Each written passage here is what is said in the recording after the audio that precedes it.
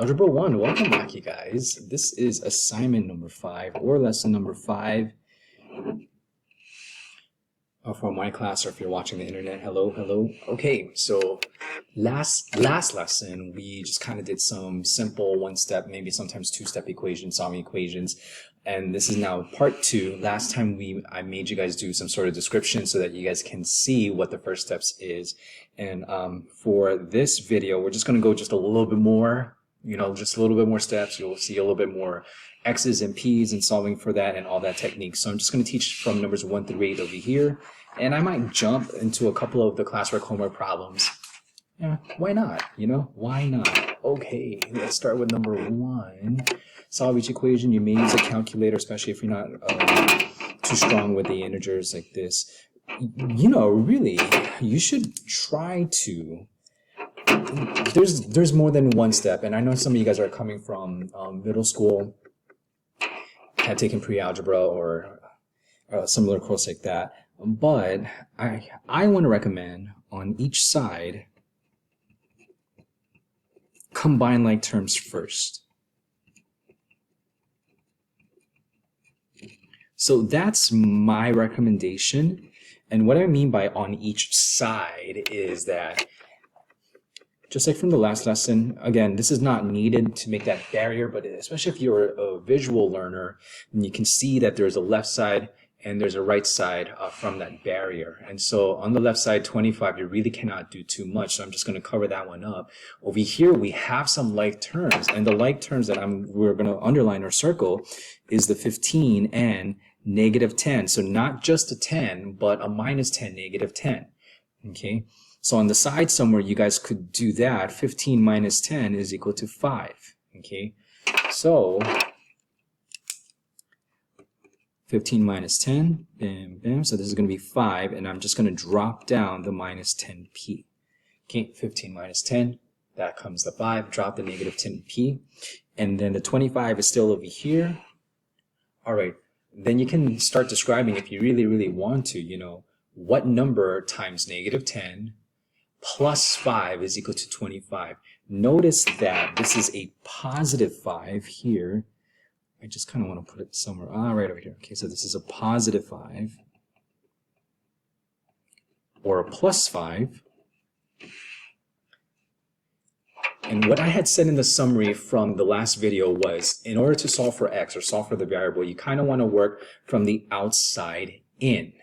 So what I mean by this is your variable is right here, and you probably don't want to tackle the negative 10 just yet, so work on the most outer region on the one side, and it's this positive 5. So now think, how do you undo, or what is the opposite of positive 5? You are going to subtract 5 on both sides. Okay, this is a positive 5. To undo that, it's a negative 5 or minus 5. Anyway, 25 minus 5 is going to be 20. The 5 minus 5, they undo each other. Just be careful. What are you left with on the right side? It's negative 10p. Now we have to do the opposite. I do want to remind you guys that if you don't see a symbol, it's attached to each other. This is a multiply. What is the opposite of negative 10 times? It is going to be negative 10 divide. So incorporate the negative sign as well. These do not do opposites. It's just the operations are the opposites. The opposite of multiply, divide. But you're still going to divide by that number right in front of the variable. Okay. This is gone, this is gone. And now 20 divided by negative 10 is negative 2. Okay. I want to move on to number 2 because the mistake that I see that happens, and I'm going to really circle this mistake, okay? The mistake I see is this, like, people do the barrier, that's totally fine, but I see this a lot happening. They notice that you combine like terms like this and this, okay? But somehow some students do plus 10 and then plus 10. You are not combining like terms.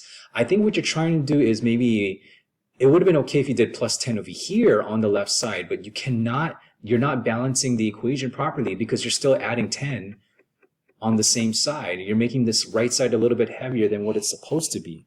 So this is the mistake I see, and I'm just going to keep continuing. 25 is equal to 15 plus 10 is 25 minus 10p, and then this is gone already. And then it's just going to come out to some weird answer. And I'm just going to stop over here, minus 25, minus 25. You know, this is already, if this was a correct equation, like this is okay, but this step over here is not okay. So this is not okay. You have to combine like terms. How do you again do combine like terms? This is not combining like terms, plus 10, plus 10. Combining like terms is grabbing the like terms and actually doing the operation together. So 15 minus 10, that's 5. Okay? Then you can go back to what we have done over here on number 1. So please be very, very careful. I see this all the time. You have to combine like terms on one side, just like how we did over here. 15 minus 10, 5, and then drop down to negative 10p. And only then, when we don't have any more like terms, then you can do the minus 5 on both sides. So you see how it's on the left side and on the right side. As opposed to over here, you're adding 10 just on one side. And actually, technically, you're adding 20 over here on one side. So this is not going to work out. All right, so please just be careful with that. Let's do number 3. I would probably distribute the negative 8, and again, distribute means multiply, so let's go ahead and multiply. Negative 8 times x is negative 8x. Negative 8 times 5 is going to be negative 40, and you can just simplify that by just writing minus 40, and that's totally fine. Don't forget the plus 6 is equal to negative 82. Okay, combine like terms if you see it. Okay, on the right side we can't do too much, but on the left side, these two are like terms. Okay, again, if you are not strong with integers, this is totally fine. Negative 40 plus 6 is going to be negative 34. So then it's going to be negative 8x, negative 34, or minus 34 equals negative 82.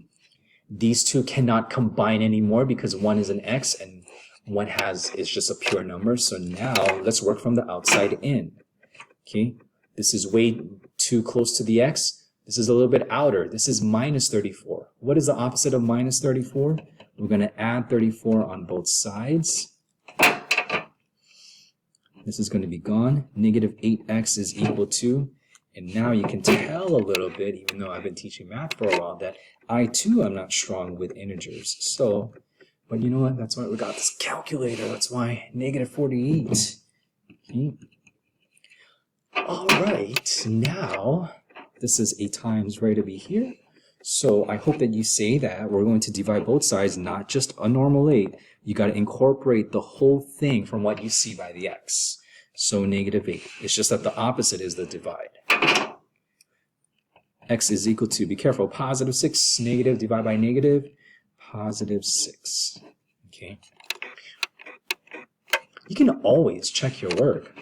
If you said that it's going to be 6, so what I'm going to do is I'm just going to type this in like this, and I just want to see if it becomes a negative 82. So negative 8, parentheses, and now we said x is 6, so let's just try that. 6 plus 5, close parentheses, plus 6. Let's see if it adds up to negative 82, and it does. Okay, so if you need to check your work, please go ahead and do so. Let's do number 4. Even though the variable is on the right side, that's totally fine. We can still solve it this way. Okay, and we're most likely going to distribute the 8. And then at the same time, you see the minus 3? We're not only going to distribute a 3, we're going to distribute a negative 3. So change that minus and think of it as a negative. Okay, 71 is equal to 8 times 1 is 8. 8 times 3k is 24k.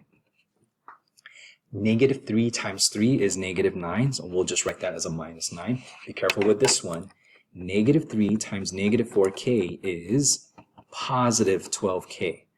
Negative times negative, positive. Okay. I'm going to write it one more time over here. At this step, please combine like terms before moving on. So all the k's, I'm going to circle them together. And all just the numbers I'm going to underline, or you can make your own shape. Okay, so 71 is equal to, all right, well, let's go ahead and do that. Negative 24 plus 12. So again, just add them up or subtract it as you see it.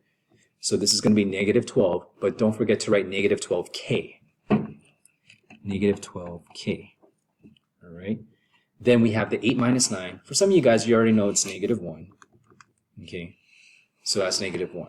The trick is, if 9 minus 8 is 1, then 8 minus 9, if you flip it, will be negative 1. Okay. So 8 minus 9 is going to be negative 1. Work from the outside in. Okay. This negative 12 is a little too close, but this negative 1 is a little bit farther away from the k.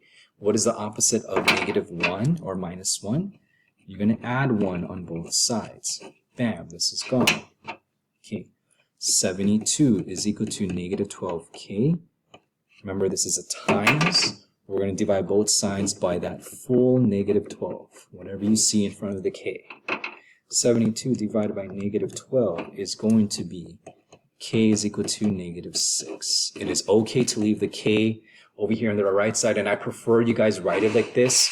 I mean, if you write k is equal to negative 6, it's the same thing. That's the same. It's just I'm a little bit picky. Since the k is on the right side, we'll keep it on the right side. But if you have it like this, you will not be marked wrong. I'm going to see you guys on the next video.